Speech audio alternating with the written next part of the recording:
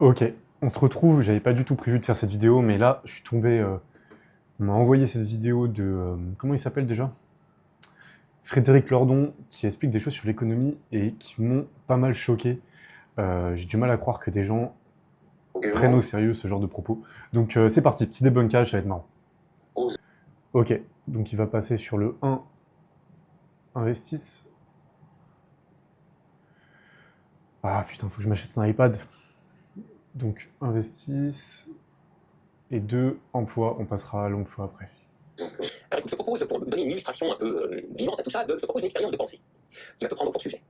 Donc, tu es connu comme cette personne qui nous régale de chroniques à Brasil, sur place, etc. Mais tu es aussi un jeune entrepreneur, une expérience de pensée. Tu es un jeune entrepreneur. Bon, alors, C'est vraiment une expérience oui, de mais pensée. alors, ça se sait moins. Mais tu as monté une start-up. Et, ah oui, elle a J'ai bien fait de venir. oui, parce qu'elle a marché du tonnerre. Alors, comme tous les start-upers, au bout d'un moment, tu as revendu un saladier. Maintenant, tu es cousu d'or. Tu es riche à millions. Alors, qu'est-ce que tu fais de ce paquet d'osier? Tu vas acheter ton banquier, et puis, avec ton ferme dont tu es accoutumé, tu lui dis, place-moi ça, il faut que ça crache. Alors, il y a une fontaine, c'est parfait, je vous propose une solution d'investissement, on va acheter des actions. Ça finance l'économie, ça. Formidable, c'est très bien. C'est parfait. Alors, on va prendre un exemple, pour que ça soit simple. Il va t'acheter, tu lui demandes d'acheter du Total. Total, belle entreprise, n'est-ce pas? Alors, il achète du Total. Alors, comment il fait? Eh bien, il va faire un marché financier, et il passe en ordre d'achat de Total. Et tu face, il se présente un investisseur financier qui est partant pour te vendre son action Total. Tu vois bien cette transaction, vous voyez voir le flux d'argent, n'est-ce pas, de toi à cet investisseur, cette transaction est un jeu purement interne au compartiment des investisseurs financiers. C'est-à-dire, l'entreprise Total ne voit pas la couleur d'une transaction qui a pour objet le titre de bourse Total, n'est-ce pas? Bon, en gros, pour la faire simple, ce qu'il explique, c'est que, étant donné que les investisseurs achètent pas dans le marché primaire, donc c'est-à-dire mettent pas de l'argent dans les entreprises, mais achètent, et achètent plutôt dans le marché secondaire, c'est-à-dire qu'ils vont acheter à d'autres particuliers. Ça veut dire qu'ils n'investissent pas dans l'économie. Ce qui se passe, c'est que c'est juste de l'échange de titres. Donc les gens riches font seulement des échanges entre eux, mais n'investissent pas dans l'économie qui est ici. Oui, oui et non. En fait, le problème de voir l'économie comme ça, c'est que tu vois l'économie comme un système statique. Tu prends une photo et tu dis, bah attendez, sur la photo, regardez lui, globalement, ce qu'il fait, c'est qu'il achète juste des titres de propriété à l'autre gars, et c'est tout.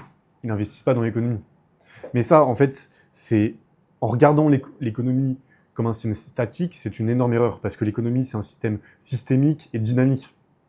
C'est-à-dire que, par exemple, là, le marché secondaire, en réalité, il a des interactions avec le marché primaire, qui ont des interactions tous les deux avec les entrepreneurs start-upers, etc. Et en fait, l'économie, si tu prends une photo, qu'est-ce qui se passe si tu prends une photo? C'est que tu perds ça. Tu perds les liens qu'il y a entre les acteurs économiques. Tu les vois plus. Tu vois simplement ça, c'est-à-dire que tu vois simplement un marché primaire ici, un entrepreneur là, un marché secondaire là, et un mec qui a de l'oseille ici.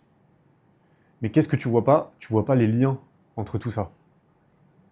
Et ne pas voir la systémie de l'économie, c'est d'ailleurs assez ironique pour quelqu'un de gauche quand on sait l'importance de la systémie à gauche, et a raison, parce que l'économie, c'est 100% systémique. Donc, regarder et dire, mais en fait, le marché secondaire qui est ici, il est inutile, et il est uniquement là pour de la spéculation, c'est absolument ne rien comprendre à l'économie.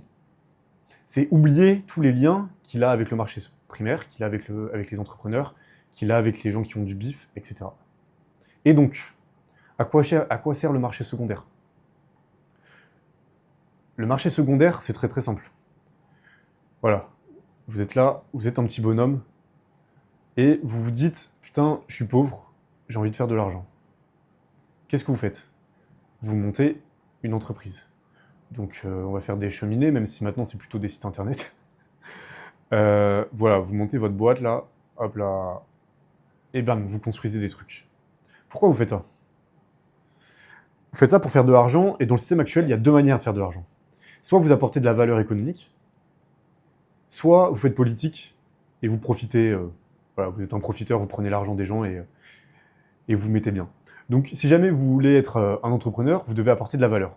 Donc vous créez une boîte qui va répondre à de la demande, et cette boîte, elle va donc créer des produits, des services, que vous allez vendre aux gens, et du coup, un, vous allez faire de l'argent en faisant ces ventes, en dégageant du profit, et deux, surtout, cette machine-là, cette machine, elle vaut beaucoup d'argent. Cette machine que vous avez créée, elle vaut beaucoup d'argent. Pourquoi? Parce que c'est un système, c'est aussi simple que ça, c'est juste un système qui répond à une demande contre de l'argent. Et vous, pourquoi vous avez fait ça? Vous avez fait ça pour de l'argent. Donc quelle est votre intention quand vous créez la boîte? C'est d'aider les gens et de vous dire, bah, un jour, je pourrais revendre cette boîte et me faire un max de thunes. Et c'est pour ça que vous avez créé la boîte, c'est pour ça que vous avez pris des risques, vous avez mis du temps, etc. Et où est-ce que vous la revendez, la boîte? Vous la revendez sur le marché secondaire. Si le marché secondaire, il n'existe pas, personne ne monte de boîte. Personne ne se casse la tête.